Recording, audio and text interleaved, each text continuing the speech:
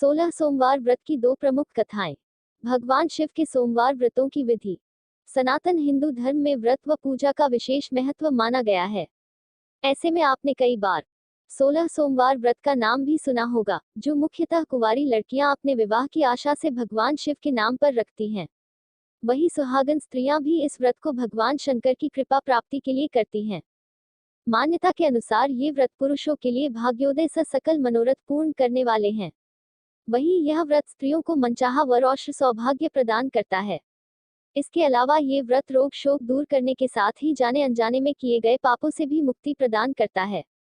पंडित सुनील शर्मा के अनुसार ऐसे में जहां तकरीबन हिंदू समाज के सभी लोगों ने इसके बारे में सुना तो होगा, लेकिन बहुत कम लोग हैं जो इससे जुड़ी कथा के बारे में जानते हैं। ऐसे में हम आज आपको 16 सोमवार व्रत की दो कथाओं के बारे में बता रहे हैं। 16 सोमवार व्रत की पहली कथा। प्राचीन समय में एक नगर में एक धनवान साहूकार रहा करता था, जिसके घर में किसी प्रकार की कोई कमी नहीं थी, परंतु उसका कोई पुत्र नहीं है, जिस कारण वह काफी दुखी रहता था। उसे दिन रात यही चिंता सताती रहती थी। ऐसे में वह पुत्र पाने की कामना लिए हर सोमवार भगवान शिव जी का व्रत और पूजन किया करता था और शाम के समय शिव मंदिर में जाकर के भगवान शिव जी के सामने दीपक जलाता था। उसके उस भक्तिभाव को देखकर देवी मां पार्वती ने शिव जी से कहा कि यह साहूकार आपका बहुत बड़ा भक्त है और सदैव आपका व्रत और पूजन बड़ी श्रद्धा के साथ करता है। इसकी मनोकामना पूर्ण करनी चाहिए।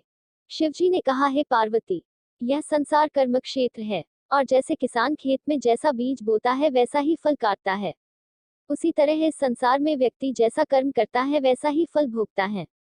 पार्वती जी ने अत्यंत आग्रह से कहा, प्रभु, जब यह आपका इतना बड़ा भक्त है और इसको अगर किसी भी प्रकार का डैक है तो उसे अवश्य दूर करना चाहिए, क्योंकि आप सदैव अपने भक्तों पर दयालु होते हैं और उनके डहकों को हमेशा दूर करते हैं।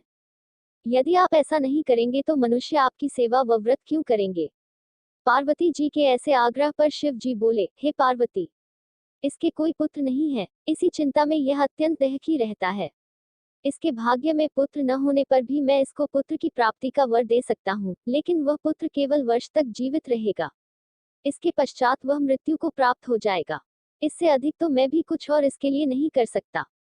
यह बातें साहूकार सुन रहा था। इससे उसको न तो प्रसन्नता हुई और न ही कुछ रैक हुआ। वह पहले की तरह ही शिव जी महाराज का व्रत और पूजन करता रहा।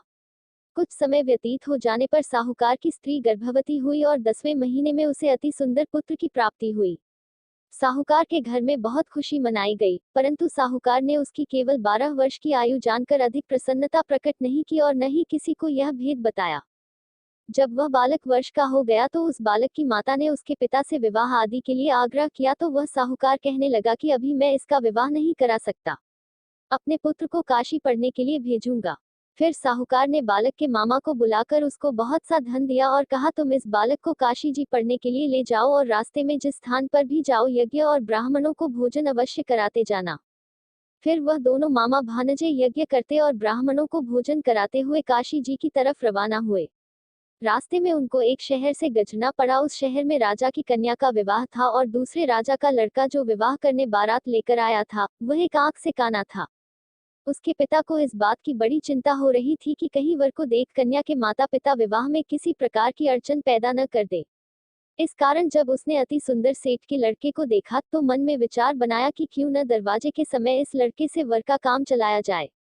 ऐसा विचार कर वर के पिता ने उस लड़के और उसके मामा से बात की तो वे राजी हो गए। फिर उस लड़के को वर के कपड़े पहनाकर और घोड़ी पर चढ़ाकर दरवाजे पर ले गए और सब कार्य प्रसन्नता से पूर्ण हो गया। फिर वर के पिता ने सोचा कि यदि विवाह कार्य भी इसी लड़के के द्वारा करा लिया जाए तो क्या बुराई है। ऐसा विचार कर उसने लड़के और उसके मामा से कहा, यदि आप फेरों और कन्यादान के काम को भी करा दे तो आपकी बड़ी कृपा होगी और मैं इसके बदले में आपको बहुत सारा धन दूंगा। तो उन्होंने स्वीकार कर लिया और विवाह कार्य भी बहुत अच्छी तरह से संपन्न हो गया।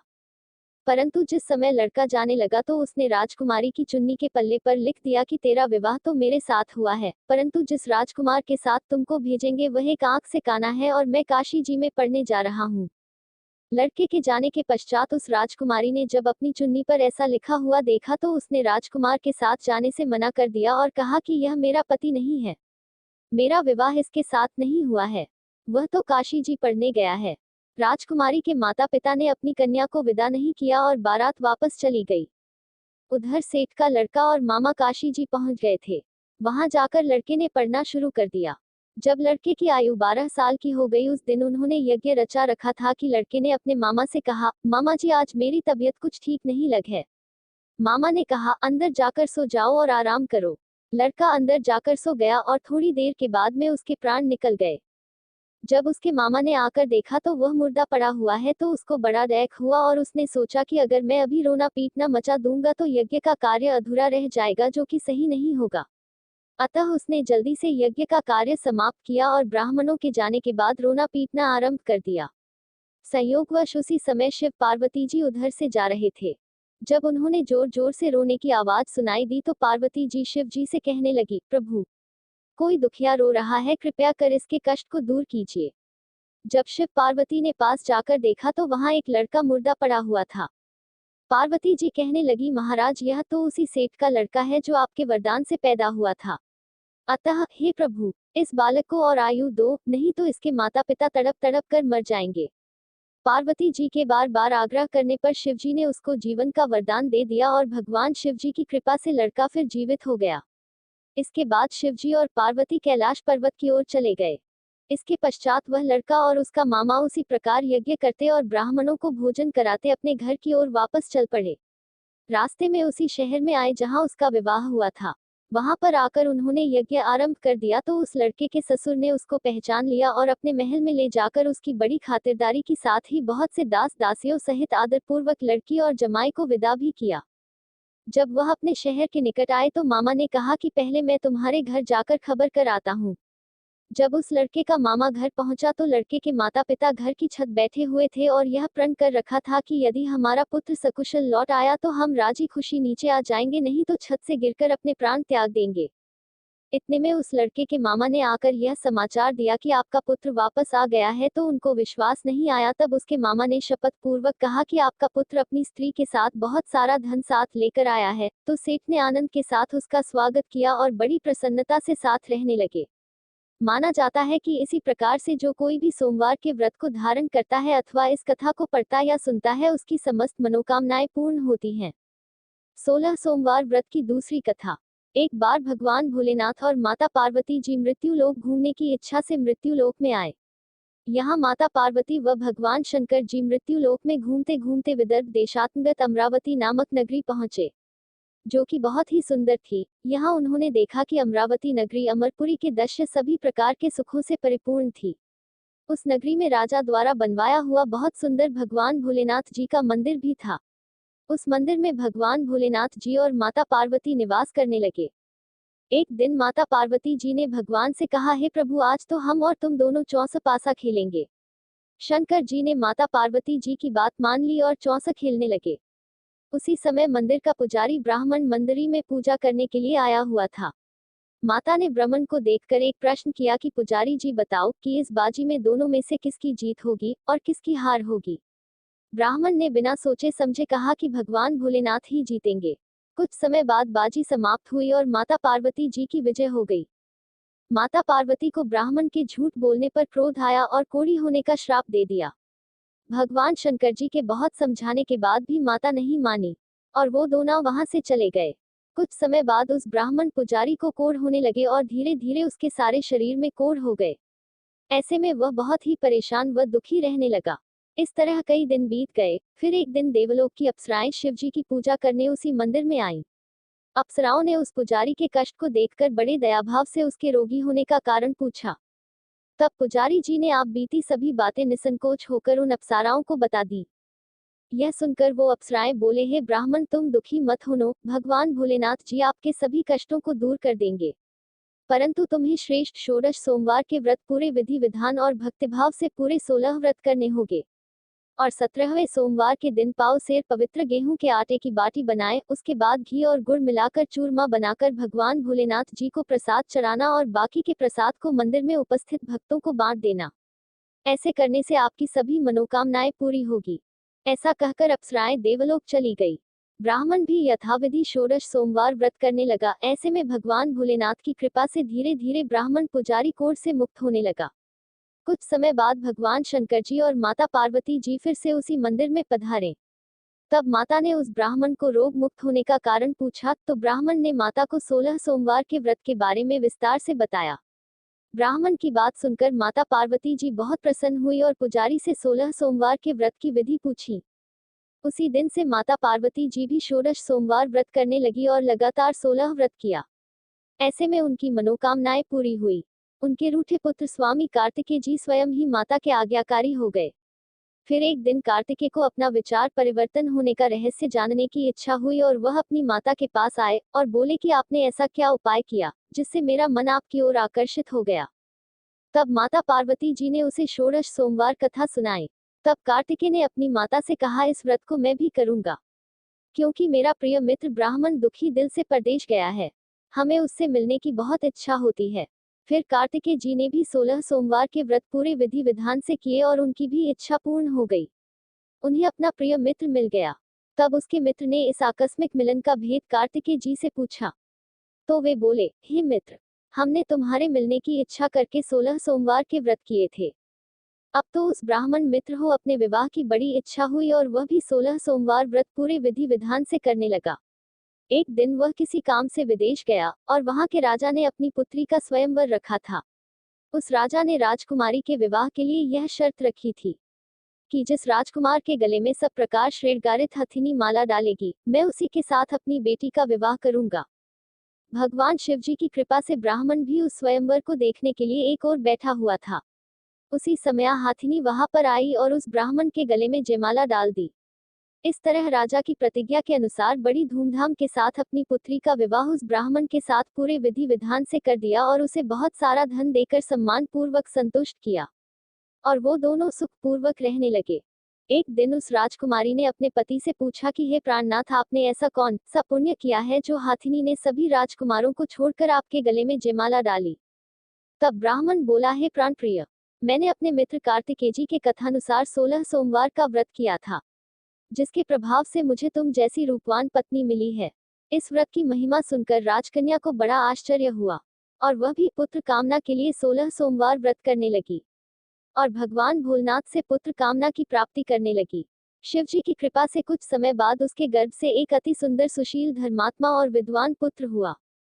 वह ब्राह्मण और उसकी पत्नी दोनों उस पुत्र को पाकर बहुत ही प्रसन्न हुए और उसका लालन पालन भली प्रकार से करने लगे। जब वह लड़का बड़ा हुआ और समझदार हुआ तो एक दिन अपनी माता से प्रश्न किया कि माता, आपने ऐसा कौन सा पुण्य किया जो आपको मेरे जैसा पुत्र की प्राप्ति हुई। पुत्र की बात सुनकर उस राजकुमारी ने अपने द्वारा किए गए 16 सोमवार व्रत की कथा और पूरे नियमों के बारे में उसे बताया। उस लड़के ने इस व्रत को सब तरह से मनोरथ पूर्ण करने वाला सुनकर उसके मन में राज्याधिकार की पाने की इच्छा की। उस लड़के ने उसी दिन भगवान शिव जी को प्रसन्न करने के लिए 16 सोमवार के व्रत पूरे नियमों से करने लगा। एक दिन दूसरे देश के राजा के दूत ने आकर उसको उनकी राजकुमारी के लिए चुना और उसे अपने साथ ले आए और राजा ने अपनी राजकुमारी का विवाह उसके साथ कर दिया। धीरे धीरे राजा वृद्ध हो गया और उसके लिए राजकाज संभालना मुश्किल हो गया। उसने अपने दामाद का राज्यातिलक कर दिया और वन्हा का राजा घोषित कर दिया। इस तरह ब्राह्मण पुत्र राजा बनकर भी यह व्रत करता रहा। जब 17वां सोमवार का व्रत आया तो उसने अपनी रानी से सभी सामग्रियों सहित भगवान भोलेनाथ जी के मंदिर आने को कहा, किंतु रानी मंदिर नहीं गई और उसने अपने दास दासियों को पूजा की सामग्री लेकर मंदिर भेज दिया। राजा ने पूरे विधि विधान से भगवान शिव जी की पूजा करी। जब वह वहां से जाने लगा तो उसने सुना कि आकाशवाणी से एक आवाज आए और उसने कहा, हे राजा, अपनी इस रानी को राजमहल से निकाल दे, नहीं तो ये तेरा सर्वनाश कर देगी। इस वाणी को सुनकर राजा आश्चर्य में पड़ गया और उसने तुरंत मंत्रियों की बैठक बुलाई और आप बीती सुनाई। मंत्री आदि सभी बड़े विस्मय और दुख में डूब गए, क्योंकि जिस कन्या के साथ राज्य मिला है, राजा उसी को राज्य से निकालने का जाल रच रहा है। यह कैसे हो सकेगा। अंत में राजा ने अपनी रानी का राजमहल से निकाल दिया। रानी दुखी हृदय से अपने भाग्य को कोसती हुई अपने राज्य से बाहर चली गई।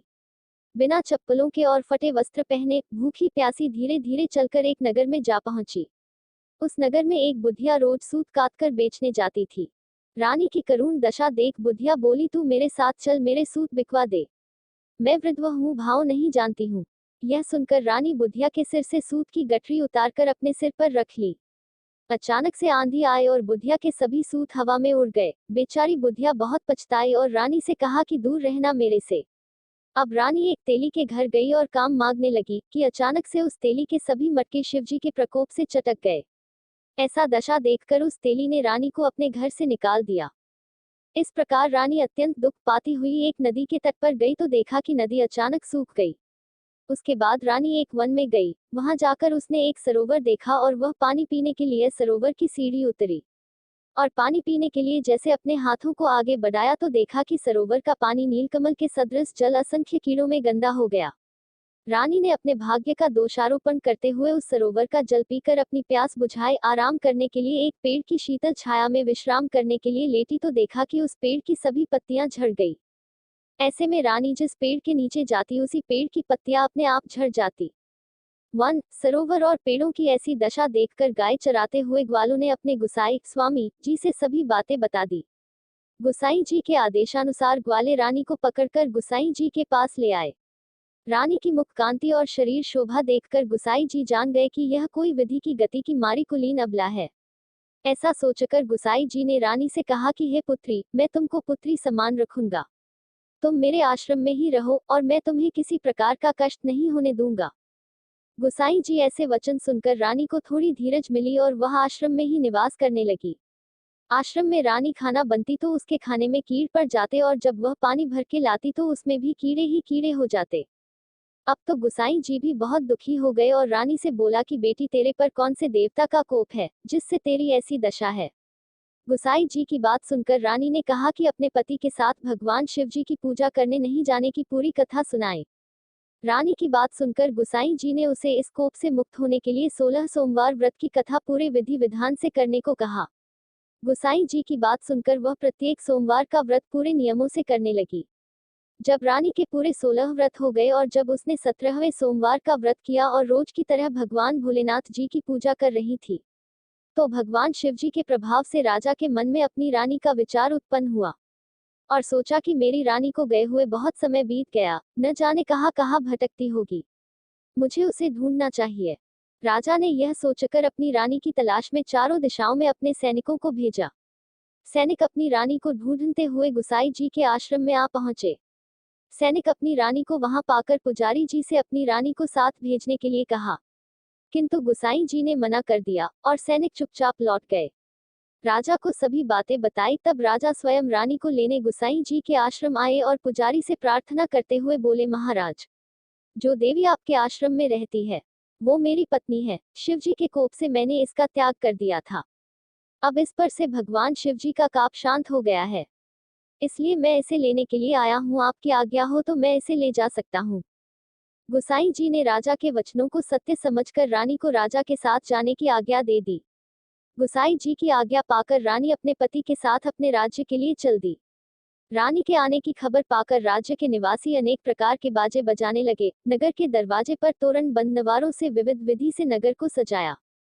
नगर में घर घर में मंगल गान होने लगे। पंडितों ने विविध वेद मंत्रों का उच्चारण करके अपनी रानी का स्वागत किया। इस प्रकार रानी ने अपनी राजधानी में पुनः प्रवेश किया। राजा ने अपनी रानी के आने की खुशी में ब्राह्मणों को अनेक प्रकार के दानादि देकर संतुष्ट किया। याचकों को धन धान्य दिया और पूरी नगरी में जगह जगह सदाव्रत खुलवाए, जहां भूखों और गरीबों को खाने को मिला। इस प्रकार राजा रानी भगवान भोलेनाथ जी की कृपा से सभी प्राकर के सुख भागते हुए और 16 सोमवार व्रत की कथा करते रहे। अंत समय में अनेक प्रकार के सुख भोगते हुए शिवपुरी को पधारे। इसी कारण कहते हैं कि जो भी मनुष्य भगवान भोलेनाथ जी की भक्ति मन, वचन, कर्म द्वारा 16 सोमवार के व्रत पूरे विधि विधान से करेगा, वह इस मृत्यु लोक से समस्त सुख को भोगकर अंत में भगवान के चरणों में शिवपुरी को प्राप्त होगा और इस व्रत के करने से सबके मनोरथ भी पूर्ण होते हैं।